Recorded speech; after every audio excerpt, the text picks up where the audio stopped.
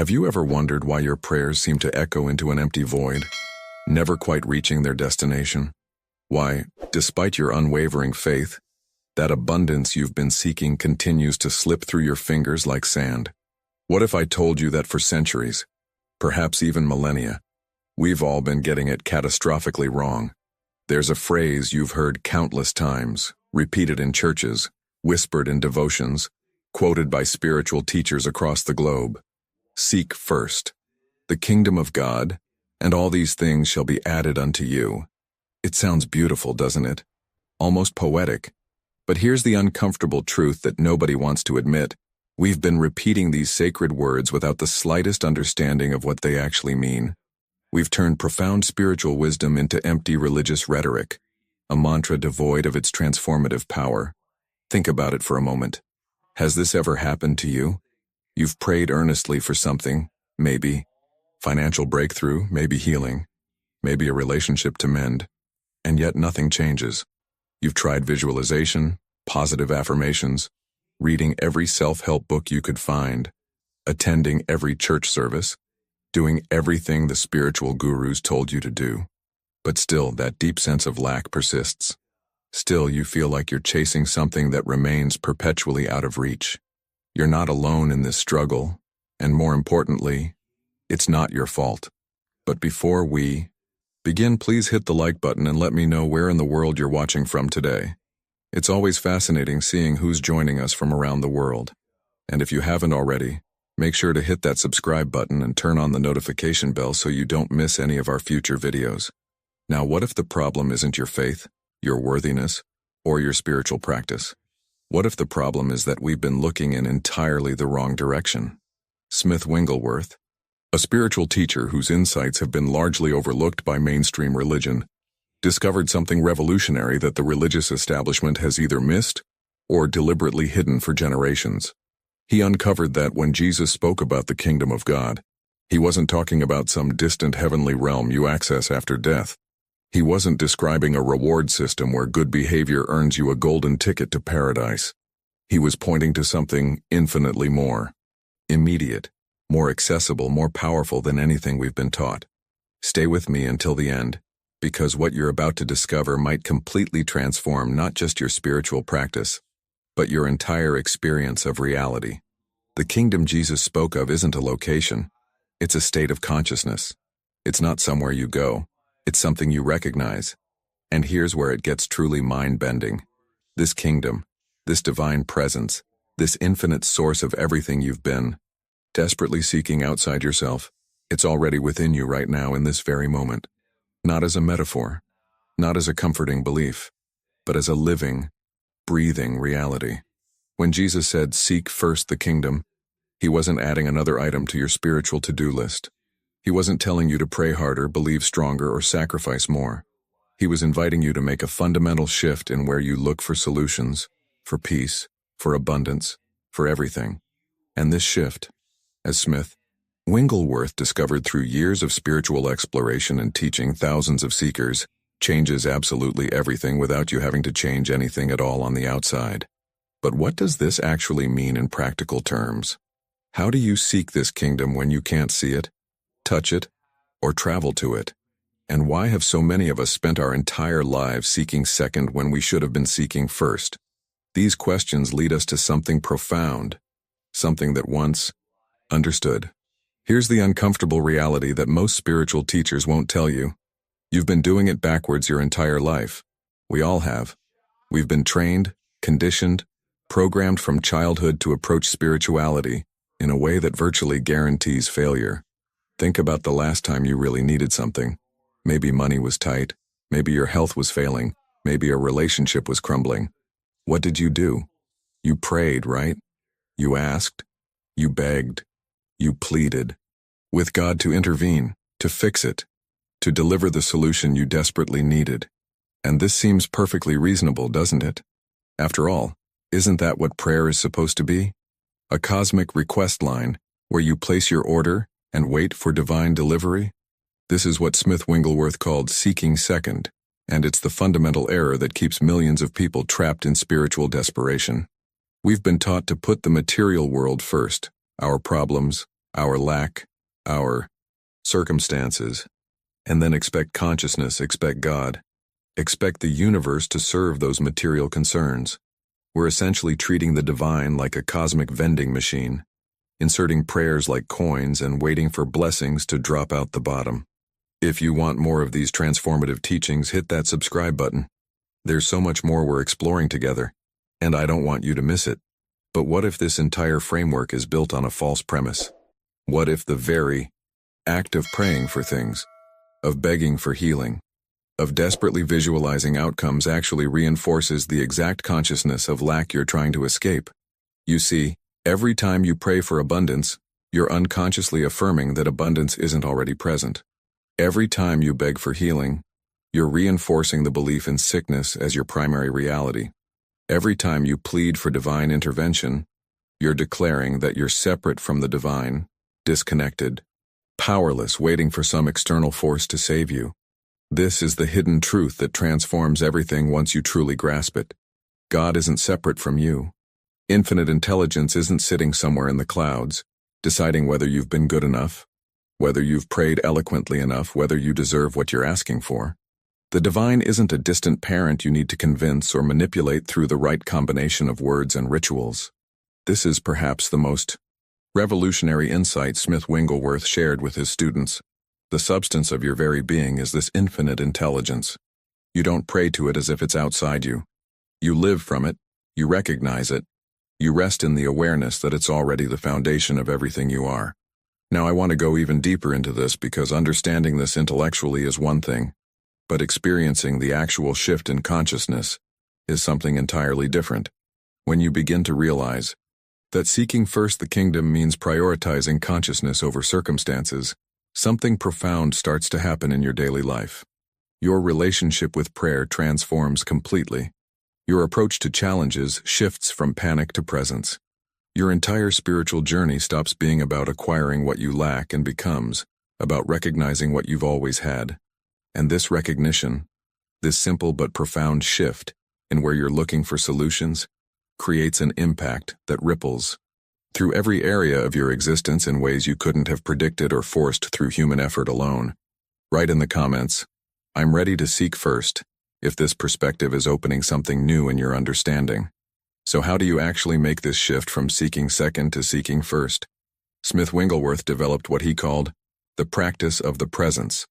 And it's so deceptively simple that most people dismiss it at first.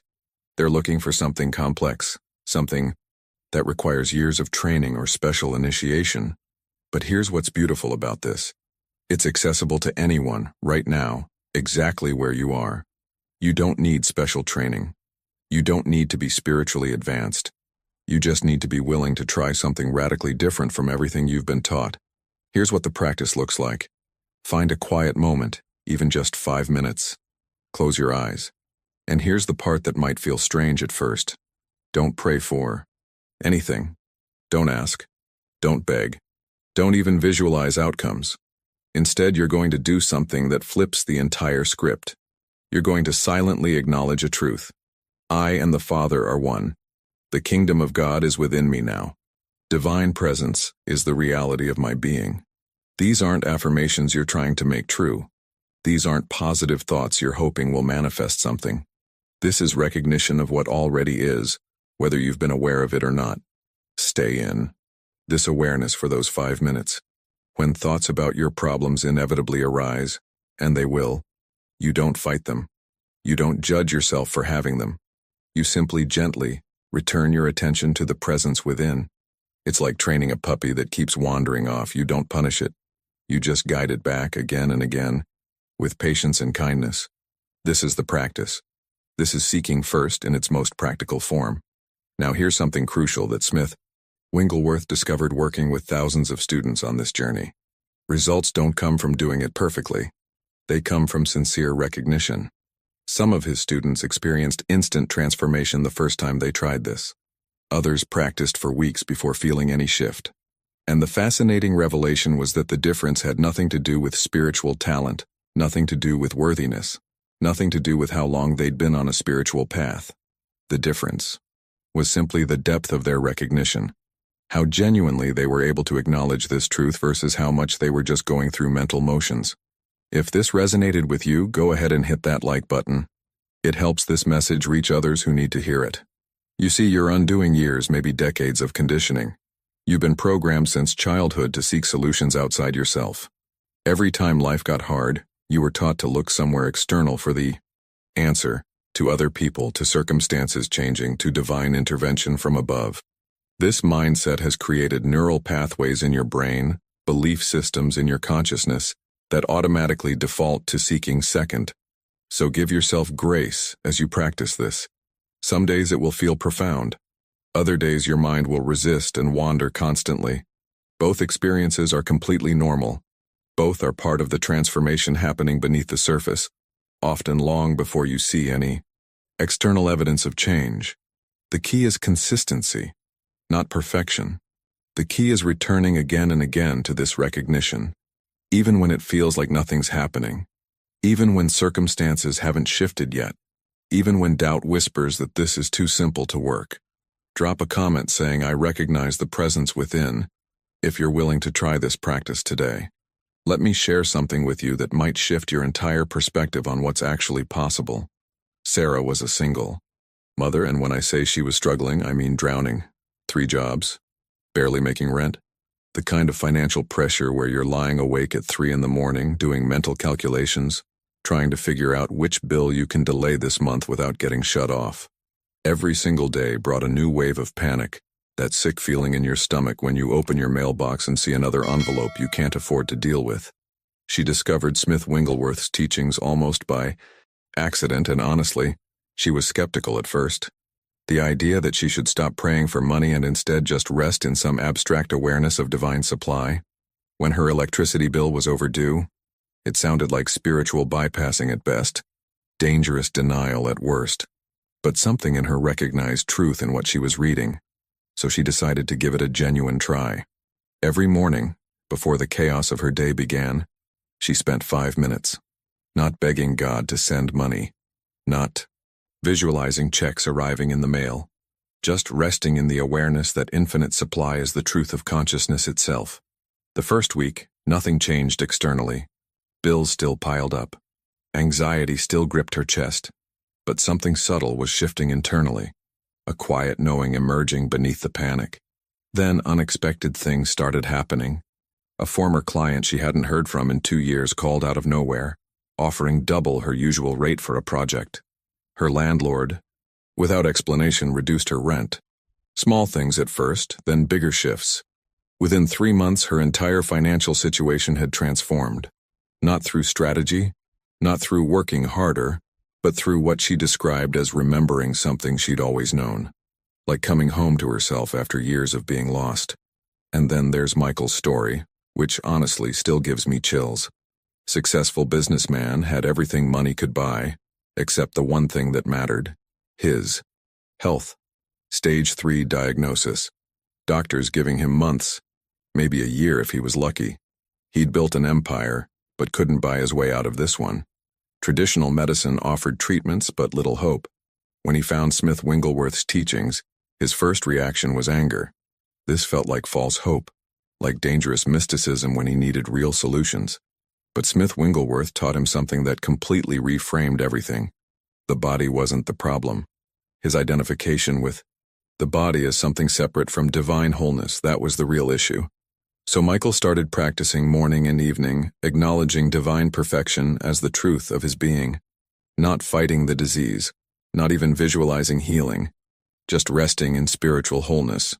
The first month his symptoms actually worsened, and fear whispered that this approach was foolish, but something kept him returning to that inner kingdom. Within a year, he was completely clear.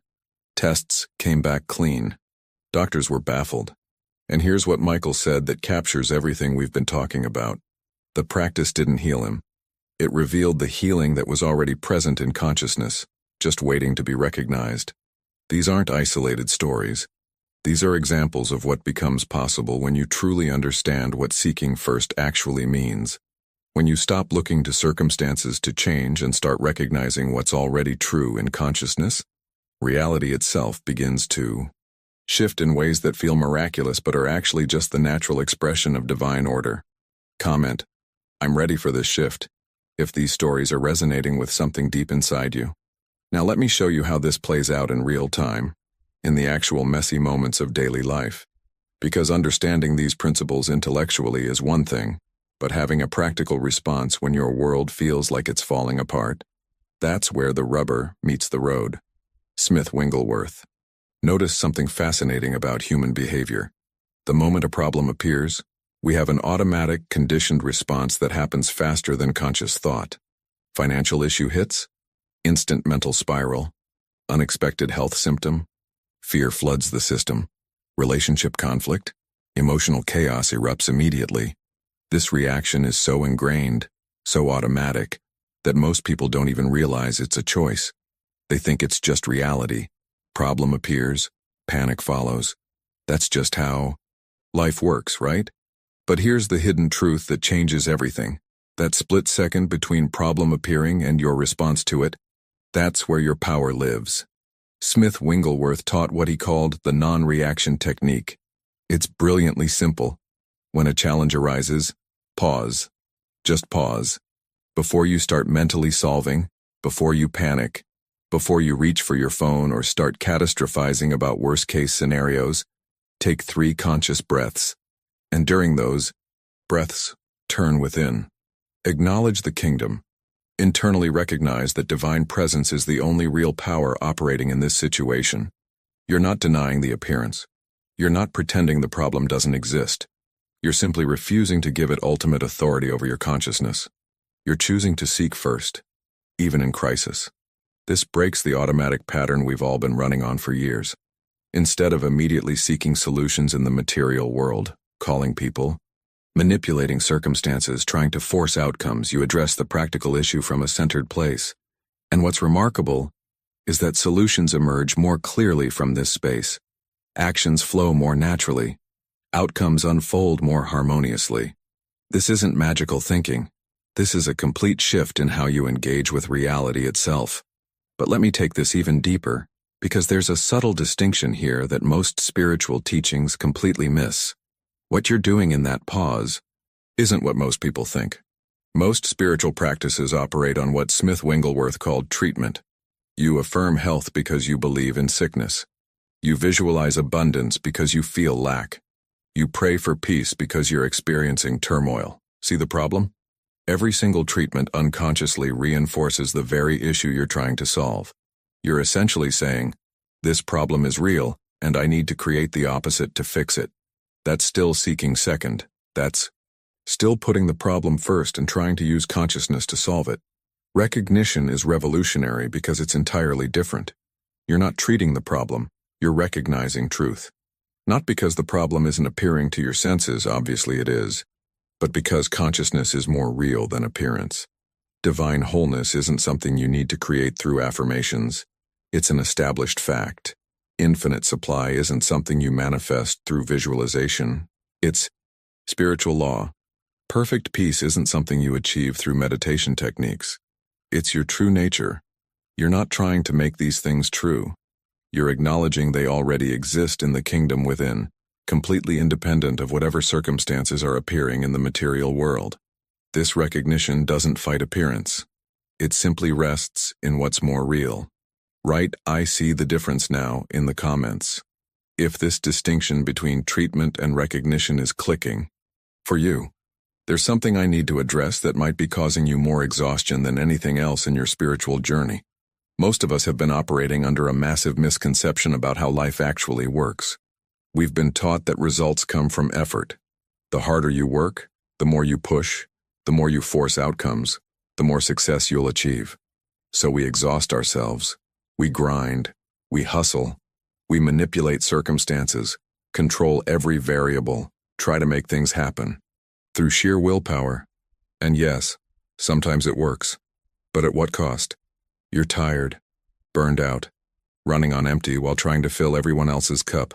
Smith Wigglesworth identified this as the fundamental difference between human effort and divine activity. One drains you, the other energizes you. One comes from a consciousness of lack, a desperate scramble to get what you don't have. The other flows from fullness, an inspired expression of what already is. He called this living by grace. And it's not about becoming passive or lazy. It's about recognizing there's a natural flow of good from consciousness to experience that you can either align with or exhaust yourself fighting against. When you truly seek first the kingdom, something shifts in how you take action. You stop forcing. You stop straining. You stop trying to control every outcome through manipulation and willpower. Instead, you take what Smith Wigglesworth called inspired action, steps that feel natural, that emerge from inner guidance rather than outer desperation. You're still productive, possibly even more so, but you're working from rest instead of anxiety, from confidence instead of fear, from knowing instead of hoping. The results that come from this place are often more beautiful, more perfectly timed, more elegantly orchestrated than anything you could have forced into existence through human effort alone. Think about where in your life you're currently forcing things. Where are you straining? Where? Does every step forward feel like pushing a boulder uphill? Those are the exact areas where you're seeking second, where you're operating from human effort instead of aligning with divine activity. And here's the invitation. Gently release that grip. Turn within. Acknowledge that infinite intelligence is already handling this situation perfectly. Your job isn't to make it happen. Your job is to recognize it's already happening in consciousness, then take whatever practical steps feel natural from that centered awareness. Now let me address something about meditation that might completely transform how you approach it. Most people sit down to meditate with an agenda. They want peace. They want answers. They want healing. They want manifestation.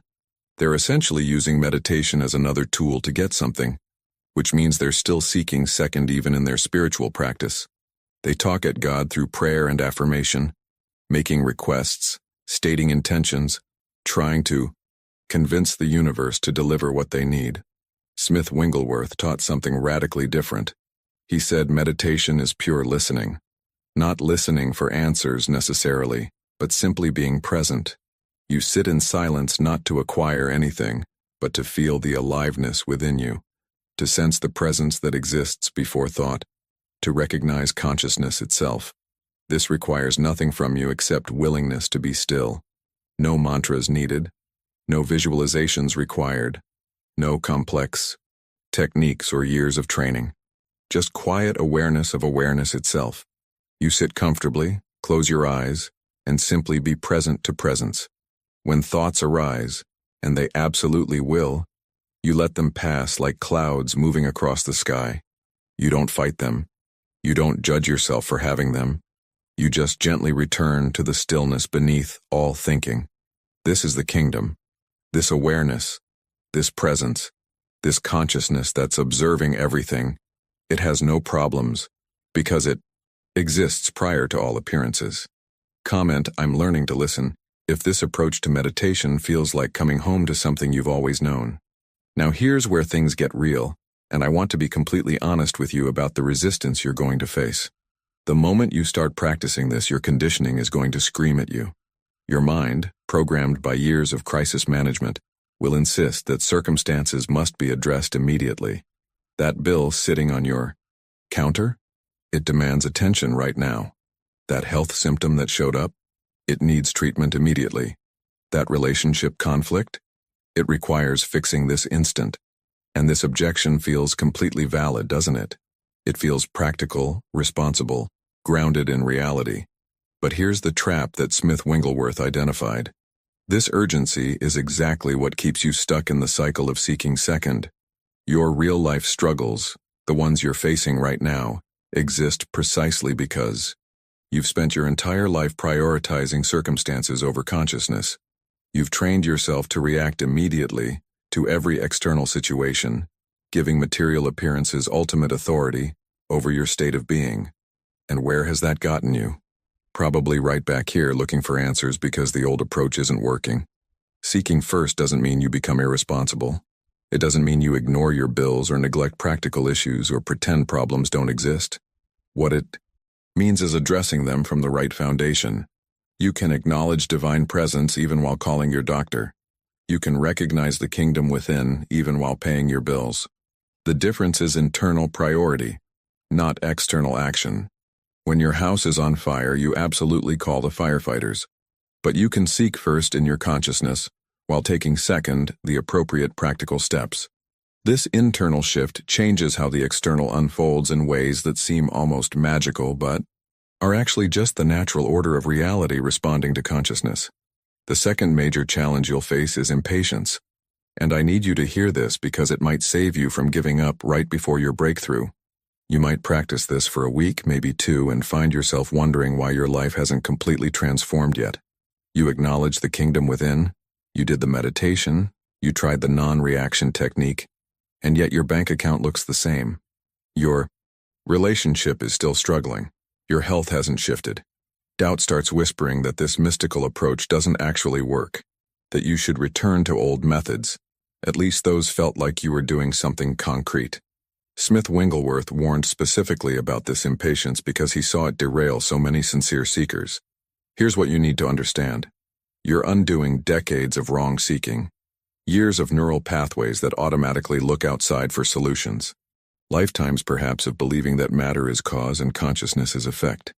This reversal doesn't typically happen overnight.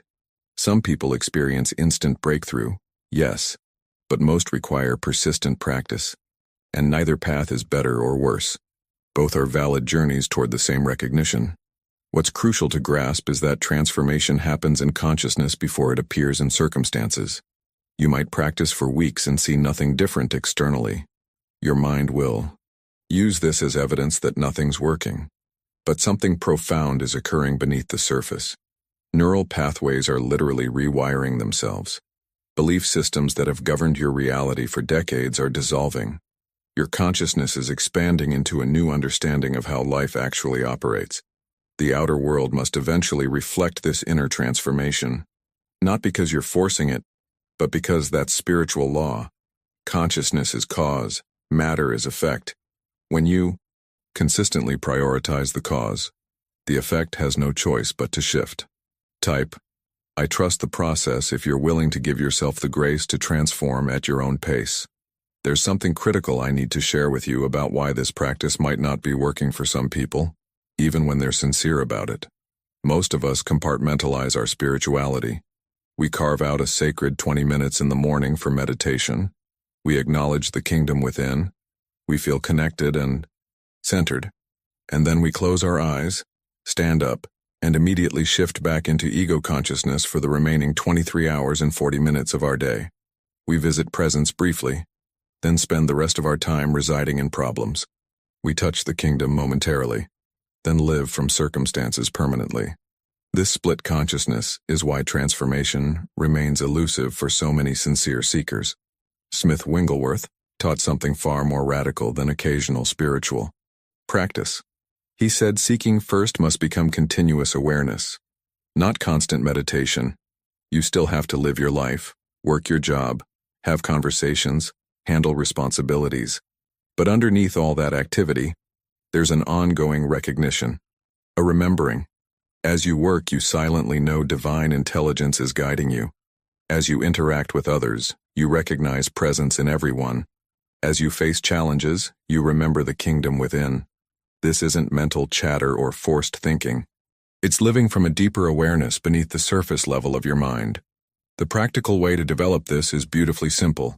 Set gentle reminders throughout your day, maybe on your phone, maybe sticky notes in strategic places, maybe just mental bookmarks at certain activities.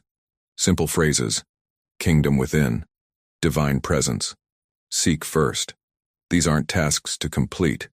They're invitations to remember, to come back to consciousness, to recognize truth in the middle of your ordinary day. Each reminder pulls you out of autopilot reaction and back into aware presence. Over time, something remarkable happens. This remembering becomes automatic. It shifts from being something you do to being who you are. It becomes your default state rather than an occasional practice you have to remember to perform. And this is where total transformation actually occurs. Not in the isolated meditation sessions, but in the continuous living from kingdom consciousness throughout your entire day. Your default responses begin to change at a fundamental level. Crisis happens, and it will still happen.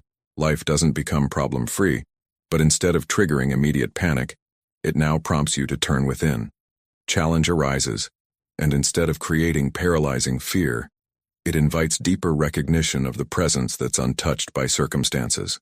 Difficulty appears, and you find yourself naturally seeking first before seeking second, not because you're forcing yourself to remember the technique, but because this has literally become how you operate in the world. Smith Wigglesworth described this as living by the Spirit, and it's not about occasionally accessing spiritual help when things get really bad. It's about continuously living from spiritual foundation in every moment, whether things are going well or falling apart. The kingdom within you, this consciousness you're learning to recognize, it's already complete, already perfect, already whole, already lacking nothing. You don't need to improve it. You don't need to develop it. You don't need to earn access to it. You need only recognize it's already here, already you, already the foundation beneath everything you experience. And this recognition, when it becomes continuous, rather than compartmentalized, transforms everything without you having to force any external changes. Comment. My foundation is shifting. If you can feel this transformation beginning in your own consciousness, if you've made it this far, I want to acknowledge something. You're not here by accident. Something in you recognized truth in these words. Something deeper than your thinking mind responded to this message about seeking first the kingdom, and that recognition itself is the kingdom acknowledging itself within you. That's consciousness recognizing consciousness. That's you remembering what you've always been. The journey we've taken together today isn't just information, it's transformation waiting to unfold in your life.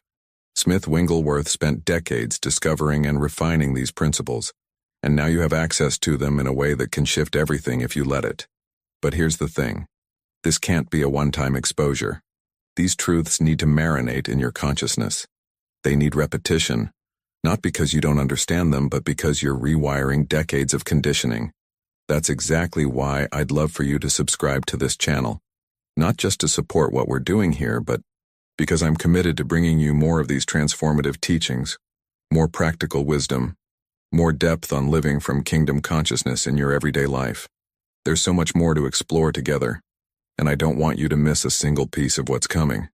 If this resonated with you, if something shifted inside while you were watching, go ahead and hit that like button. It helps more people discover this message, but honestly, it also lets me know this content is landing, that these teachings are meeting you where you are and serving your journey. And leave me a comment saying, this message was meant for me, if you feel like this video found you at exactly the right time. I read every single comment, and I'd love to know you're out there, that you're on this path with me. There's a video right here that takes this even deeper.